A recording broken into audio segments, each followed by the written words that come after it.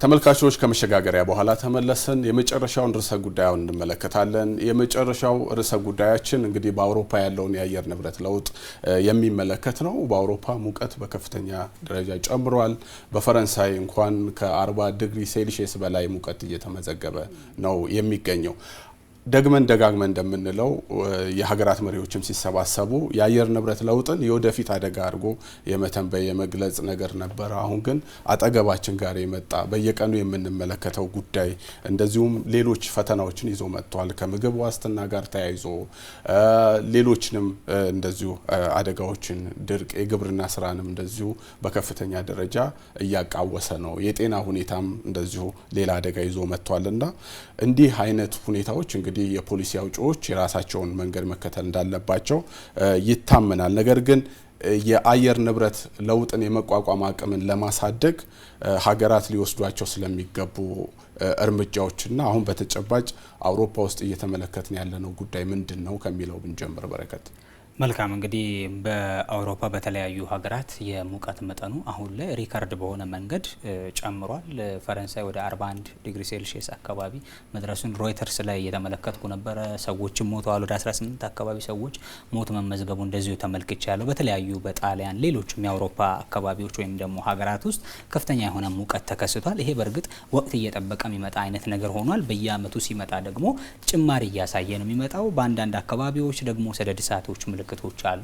እነዚህ ነገሮች ምን እያስከተሉ ነው? በዓለም ላይ ከፍተኛ የሆነ ጉዳቶችን እያስከተሉ ነው። በእርግጥ እነዚህ አካባቢ ያሉ ሀገራት ከፍተኛውን የካርቦን ልቀት ከሚያደርጉ ሀገራት መካከል ተጠቃሾቹም ናቸው። በሌላ ገጹ ስንመለከተው ምናልባት አንድ ሪፖርት እየተመለከትኩ ነበረ። ወርልድ ባንክ ያስጠናውና አልጀዚራ ይዞት የወጣው አንድ ሪፖርት ነበር ጁን 17 ላይ እና እሱን ስመለከት ምን ይላል? ዓለማችን ላይ አሁን ላይ 324 ትሪሊየን ሊትር ንጹህ ውሃ በአመት ታጣለች ዓለማችን። ይሄ ማለት 324 ትሪሊየን ሊትር ንጹህ የመጠጥ ውሃ ማለት 280 ሚሊዮን ሰዎች በአመት ያላቸውን ፍላጎት መሸፈን የሚችል ውሃ ነው። ዓለም በሙቀት መጠን መጨመር ምክንያት እያጣች በትነት እያጣች በትክክል ይሄ በጣም ትልቅ ቁጥር ነው። ይህ የንጹህ መጠጥ ውሃ ዓለም እያጣች መሄድ እንግዲህ ይሄ አህጉር ደረቀ እንደማለት ነው። አንድ አህጉር ላይ የሚከሰት ከፍተኛ ድርቀት እንደማለት ነውና ውሃ ደግሞ የዓለማችን ትልቁ ሀብት እየሆነ መጥቷል። በትክክል የመጪው ዘመን ሌላኛው የግጭት ምክንያት ይሆናል ተብሎ የሚታሰበው ወይም ደግሞ የመጪው ዘመን ነዳጅ ነው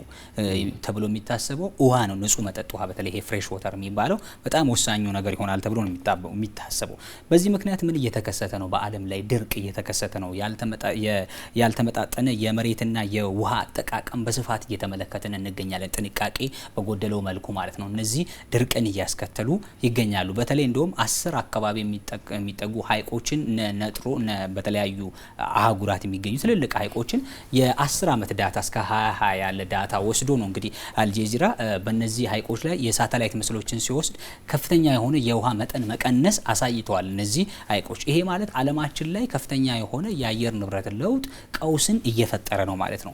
ምናልባት በአውሮፓ ምን ለማድረግ እየተሞከረ ነው የሚለውን ባጭሩ ለማንሳት ያክል አንደኛ አሁን ላይ በተለይ አሁን የተከሰተውን ነገር ለማረጋጋት ይሄ የኤርሊ ዋርኒንግ ሲስተም የቀድሞ ማስጠንቀቂያ ስርዓቶችን በጣም በስፋት ተግባራዊ እያደረጉ ነው። ቤቶች ውስጥ ያሉ ሰዎች በጣም ጥንቃቄ እንዲያደርጉ በተለያዩ ቦታዎች ላይም ማለት ነው። ሌላኛው የማቀዝቀዣ ማዕከላቶችን በስፋት በተለያዩ አካባቢዎች ላይ የመፍጠር የማስቀመጥ ነገሮች እየተሰሩ ነው የሚገኙ በተለያዩ የህዝብ መሰረተ ልማቶች ላይ፣ በላይብራሪዎች፣ በትምህርት ቤቶች እንዲሁም ደግሞ በማህበረሰብ ሴንተሮች የማዕከላት ላይ የማስቀመጥ ስራ እየተሰራ ነው። ሌላኛው እየተሰራ ያለው ነገር ተጋላጭ የሆኑ ቡድኖችን መጠበቅ ስራ በተለይ ለምሳሌ አረጋውያን የሆኑ ሰዎችን እንደዚሁ ህፃናትን እንዲሁም ደግሞ ይሄ ሆምለስ ተብለው የሚባሉ ወይም ደግሞ በጎዳና ላይ የሚኖሩ ሰዎች አሉ እነሱንም ጭምር እንዲሁ የስራ ሰዓት መቀየርም ሌላኛው አማራጭ አድርገው እየተጠቀሙት ነው። የከተማ አረንጓዴ ስራ በሌላው አማራጭ አድርገው እየተጠቀሙት ነው። ግን አሁን ላይ ለአሁን የሚደርስ መፍትሄ ነው ብለን ልናነሳው አንችልም ማለት ነው። ስለዚህ ከዚህ ቀደም ምናልባት የሞከሩት እንደ መጨረሻ ማንሳት የምፈልገው ምንድነው እኛም ሀገር አሁን ላይ በፖሊሲ ደረጃ እየተገበረን የምንገኘው የኤሌክትሪክ ተሽከርካሪዎችን በስፋት ወደ አገልግሎት ማስገባት በጎዳናዎች ላይ የኤሌክትሪክ ተሽከርካሪዎች እንዲኖሩ የማድረግ ነገርና ከመኪና የሚመጣውን የካርቦን ልቀት የመቀነስ ስራዎች በፖሊሲ ደረጃ እየተተገበረ ነው። በእርግጥ ይሄ ያን ያህል የታሰበውን ያክል ግን እነሱ ኢንዱስትሪዎቻቸው ከሚያመነጩት የካርቦን ልቀት አንጻር ሊቆጣጠረው ግን አልቻለም። የአየር ንብረት ለውጥ ብዙ አደጋዎችን የሚያስከትል ጉዳይ ስለሆነ በየጊዜው ትልልቅ ስብሰባዎች ይደረጋሉ። ትልልቅ መድረኮች ላይ መሪዎች ተገናኝተው ሲመክሩ እንሰማለን እንመለከታለን። ነገር ግን አሁን የስጋት መጠኑ ከፍተኛ እየሆነ መጥቷል። አውሮፓ ውስጥ አሁን ላይ የምናየው ነገር እንደ ትልቅ ማንቂያ ደወል መውሰድ ያለብን ይመስለኛል። በሌላ መልኩ ግን አሁን አውሮፓ ውስጥ ያለው የሙቀት መጠን ከፍ ሲል ቀድሞ ያልተዘጋጁበት ነገር እንዳለ መመልከት ይቻላል። ቀድሞ የተዘጋጁ ሀገራት ብዙ የሆኑ የመፍትሄ አማራጮችን የመውሰድ እድል አለ። ኢትዮጵያ ውስጥ አሁን እየተተገበረ ያለው ወደፊት የሚመጣውን የአየር ንብረት ለውጥ መቋቋም የሚያስችል ኢኮኖሚም ለመገንባት መሆኑ ይታወቃልና በአንድ ጎን አውሮፓ በቴክኖሎጂ የላቀ ደረጃ ላይ ደርሷል። በአየር ንብረት ለውጥ ግን ሲፈተን እንመለከተዋለን።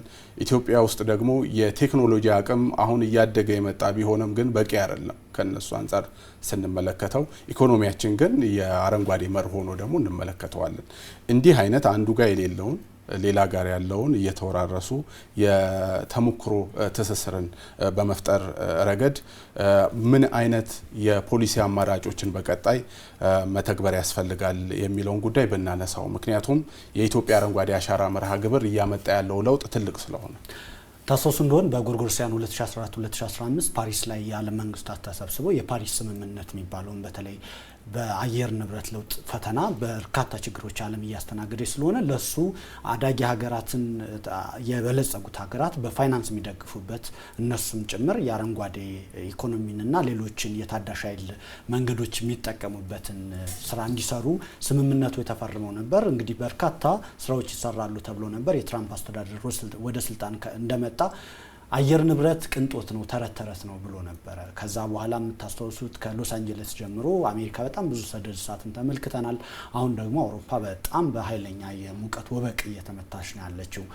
ምንድን ነው የሚለው ግን አሳሳቢ ነው። በነገራችን ላይ ይህ የአየር ንብረት ለውጥ ዳፋ ቀደም ሲል ለአዳጊ ሀገራት በድርቅ በተለያዩ የውሃ ጦቶችና በተለያዩ የተፈጥሮ አደጋዎች ጎርፍን ጨምሮ ሲያስከትል ነበረ።